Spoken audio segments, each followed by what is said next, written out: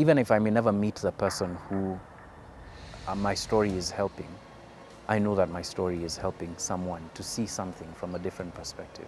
And applying myself that way not only helps that person, but you know, it also glorifies God in a sense, right? He's quite a familiar face. You perhaps may have seen him on your TV screens all over the world. And guess what?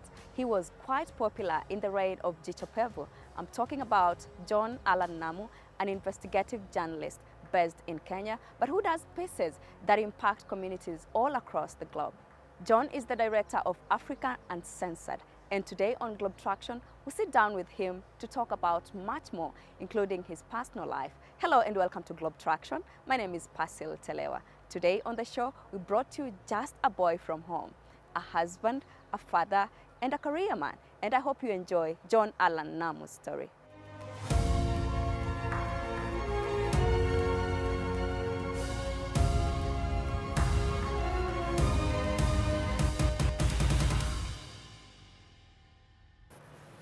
Hey, John. How Hi, are you? Persil. How are you? Fine, thank you. Yeah. Nice meeting you. Pleasure to meet you. Yeah. Finally. Yes, finally. Karibu nyumbani. Welcome home. Asante, asante. Welcome back. Does it feel like you know, it's been a while? Well, it has been. It's been a long time. It's been since I've done something like this here.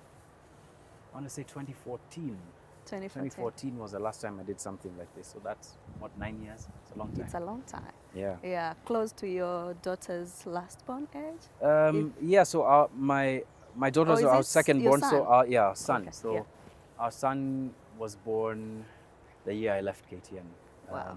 2015 in August. Yeah, it's just maybe about 3 or 4 months before now I left. Yeah. And I remember you're telling me about the 2-year gap between each one of them. Was Yes. that planned? Somewhat. somewhat. It was just the excitement of youth and being a family. I guess it just worked out that way, that the pacing was that. Is yeah, family like that. something you're really enjoying doing? Oh yeah. It's the most important thing for me, actually. It's being a dad, being a husband. That's it doesn't get any realer than that. You know, sometimes we think about the work that the work that we do as being important, but what can be more important than being responsible for somebody else directly? I don't think people recognize just how much of a challenge, but also how much of a privilege it is to be a parent. And just trying to recognize that in everything that I do. It's tough. I'm not perfect.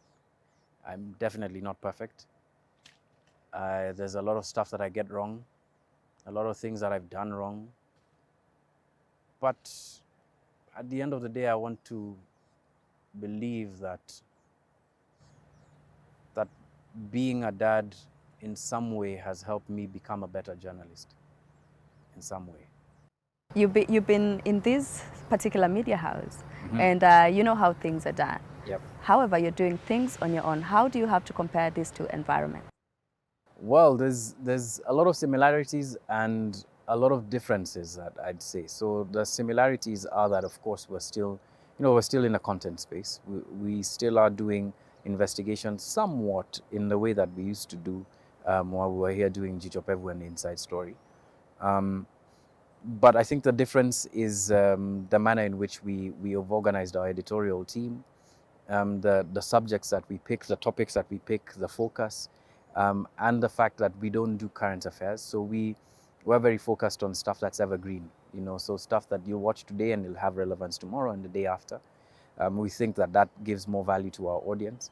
That's not to take away from what KTN News does, because people need to be informed on a daily basis.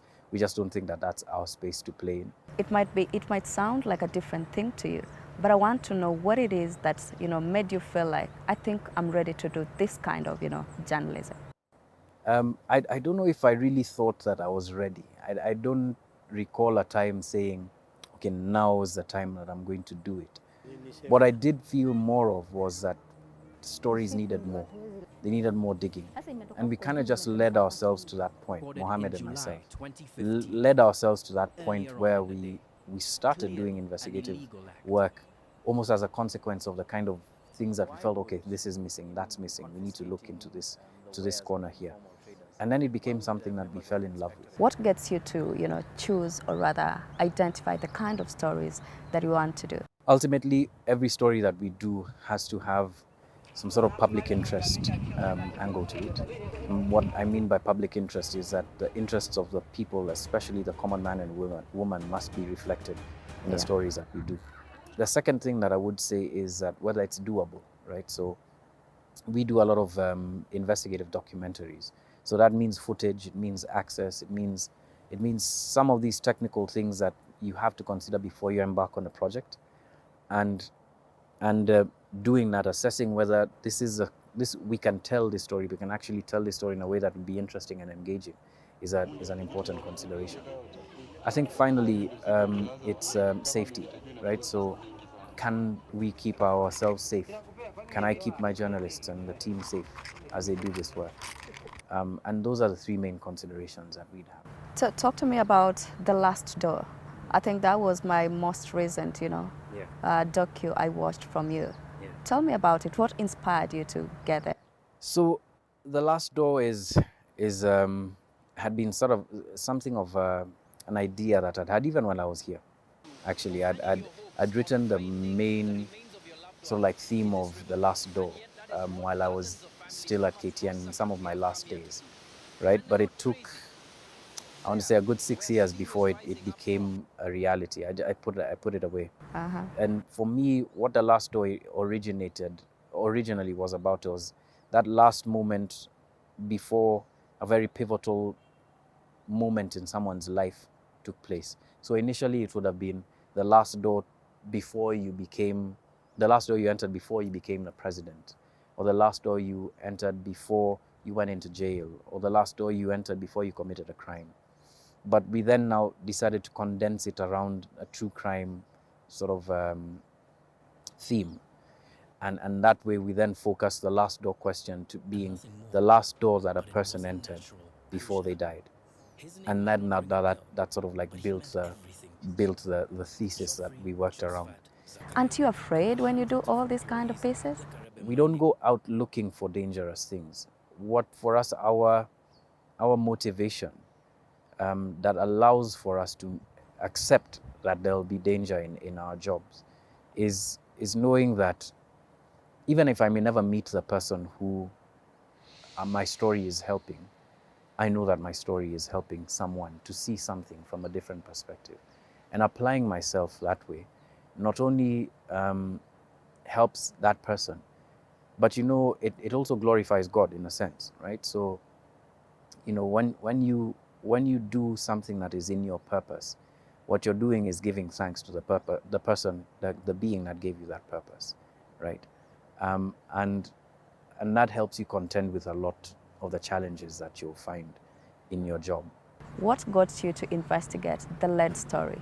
There was a time you did a lead piece, and I think that is what truly got me to be like, I need to have a sit down with you. Let's talk about it, because it was a global issue from my perspective. Tell me about it. How did you even, scout for that sort of piece? Heard about it while we were scouting another story from a human rights activist, Phyllis Omido, who told us what was happening, and we were like, how could this have happened under our noses? Yeah. And so we just started to look at it, even more, and recognized that the situation in Owino Uhuru, which is in Changamwe in Mombasa, was so bad that virtually everybody in that community had been affected by lead poisoning. And we thought that it was such an important story that was a reflection of what it is that we are supposed to do as journalists, that we needed to do that story. Turns out that was the last investigative piece that I did for KTN before we left. But it certainly is one that was foundational in my thinking about what kind of work we'll then now do going forward as Africa Uncensored. Yeah, and I was looking at the fact that the government was aware of what was going on, but the government wasn't doing anything, And a couple of weeks ago, there was a ruling that was made on the same story. Yeah. And guess what? The community didn't get a dime. Yeah. What do you have to say about that? I thought that was a really, really sad and unjust ruling, because the ruling that they had gotten 5 years ago Yeah. was that the community was owed essentially what would have been the biggest payout from a class action suit in Kenya. The biggest. And it was nowhere near enough to what the members of the community actually needed to remediate the environment, to take care of themselves, move to another place while their environment is being, remediated, and then move back and rebuild that community. It was nowhere near enough. So to have even that little taken away from them, of course, at that time we all celebrated. Yeah. But to have even that little taken away from them in the manner that it was, where the award needs to be renegotiated and the amounts, and the culpability of the people who are responsible is then now given to a company that closed shop here. And even as we weren't able to track down the leaders, the owners of the company 100%, because they were in different parts of basically a subcontinent. Who owns that company? It's an Indian company. Yeah. EPZ Metal Refinery, at least the one that we investigated, was an Indian company. So we went all the way to Mumbai. We looked for them where they were. We went down to a refinery where they were supposed to be based.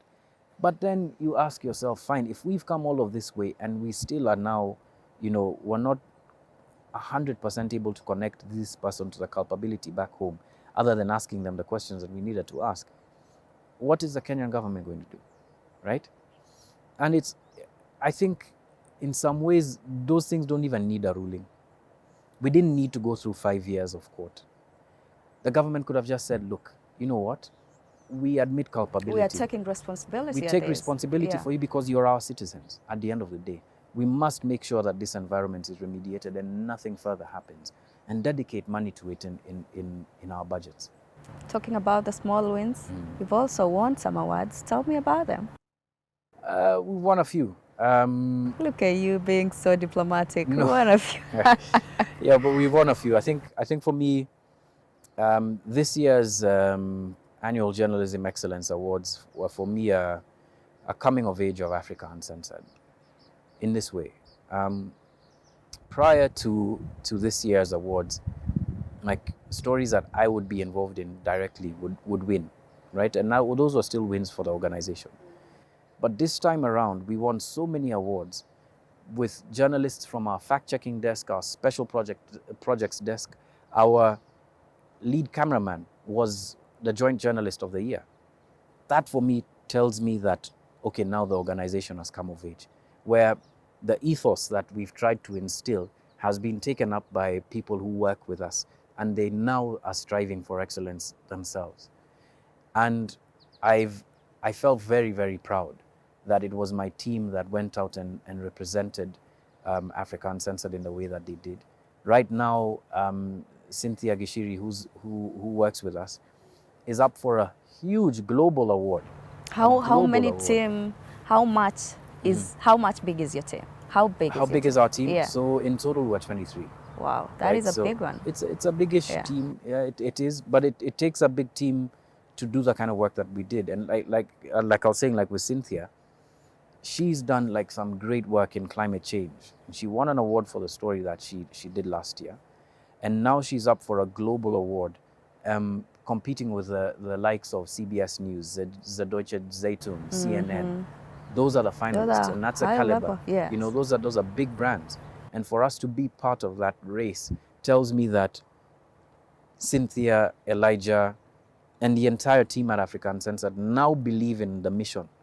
And that for me is the most important thing, even more than the award. There was a time when you were really endangered. You had threats, and you even disappeared from your own house. Tell me about it. Well, I mean, it's how do I put this? Those are things that it's like difficult to talk about very deeply, other than to say that that they were things that I'd rather not experience. When you watch movies and stuff like that, and you see links talking about John-Allan or Mohammed or whichever journalist has had to flee the country or go into hiding, it sounds almost like a script from a movie like James Bond. It right? does. So it sounds, oh man, this must be exciting. Oh my gosh, look at the... But it's not. It's scary. It's very scary. It's very traumatic. And nobody wants to be taken out of their home for doing their work. Purity Mwambia, for instance, has been out of the country for now close to 3 years. 3 years have been taken out of her life simply for doing a story that was truthful. Is that fair? And I think that's the thing that people tend to forget when they read these kinds of headlines. That there's a person behind that. There's a family behind that that's been impacted. I know. And that time that's been taken out, you can never You get it cannot back. replace it. You can never replace it. Yeah. You can never get it back. So we try and use those moments to teach us, but I'm trying to resolve within myself that I don't want to run anymore. Are there stories that get you so confused and you'd be like, why would people do such a thing, you know? And why would this happen when we have governments and we have security agents, for instance? Oh yeah. What instances? Many. I mean, we're doing a series right now called Indebted, which is Kenya's journey into a debt crisis. What that series has taught me is, I was just saying this on Spice, it's just the lack of caring that a government can have, where you're okay with people stealing money in the billions, not even in the millions, in the billions, the tens of billions, the hundreds of billions, misappropriating it left, right, and center, and plunging millions of people who did not ask for those loans into debt and forcing them to pay.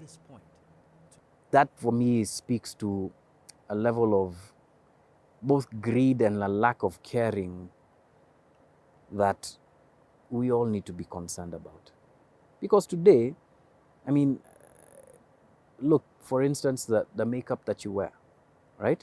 It's taxed. It's taxed heavily. Heavily, right? Yeah. And you need that, and yet that's a tool for you because you have to come to work every day, you have to be presentable in a certain way, right? But now think about the person who the majority of the money that they spend is on food, and that food is taxed. And that food is taxed highly because someone years before stole money that was supposed to be for an irrigation project. That should concern us all. You've helped many of families find closure, you know, whether it's with their loved ones or it's, you know, injustices they've faced. Who helps you find closure? That's a good question. That's a really good question. I don't know. In part, there's my wife who, you know, we talk about these things a lot.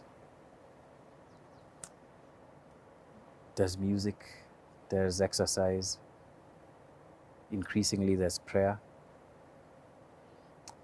But I don't know if I even want to have closure completely.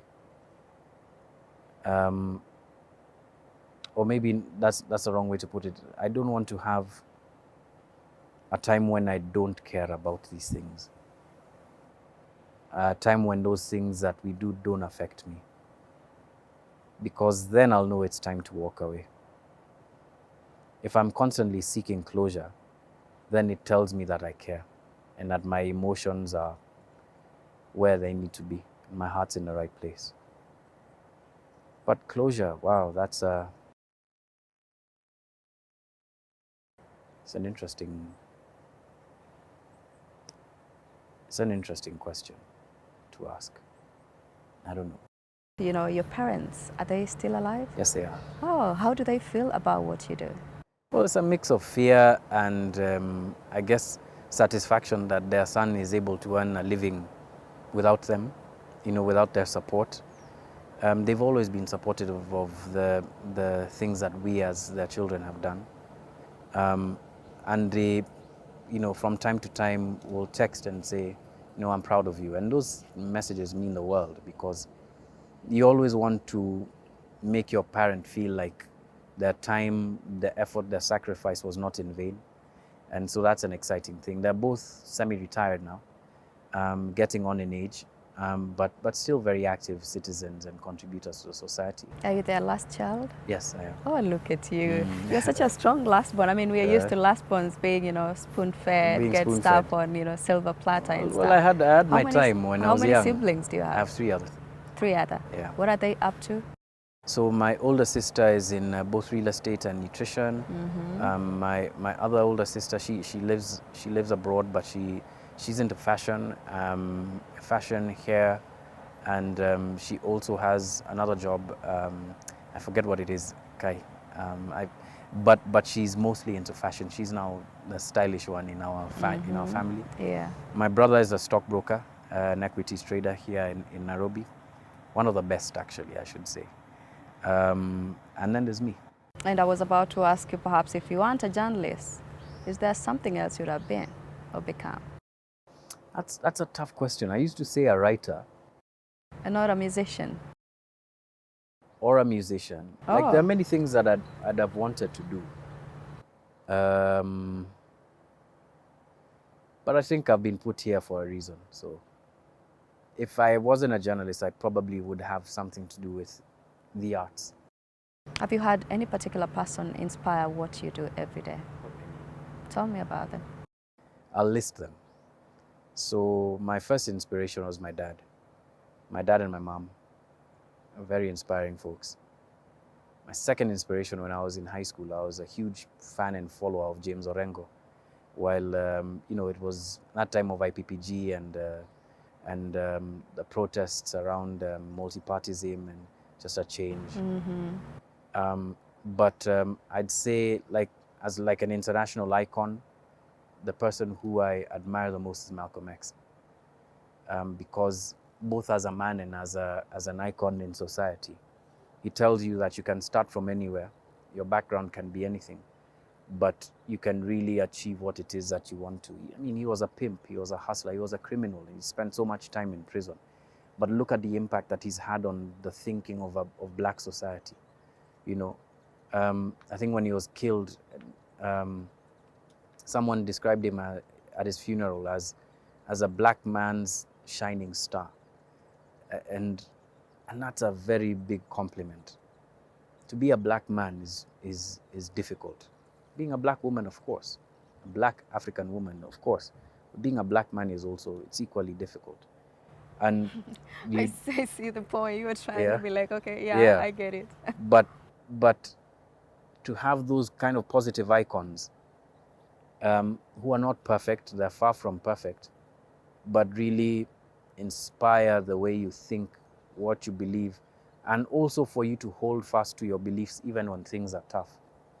That's rare. That's very rare. And that's why I admire him. Did you enjoy the Africa Uncensored CEO story?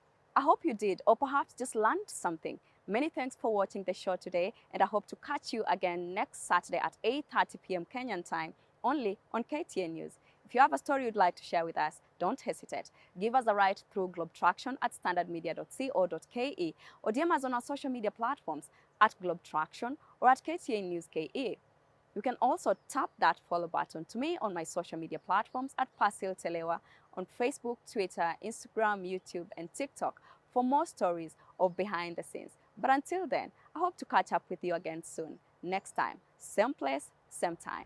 Bye-bye for now.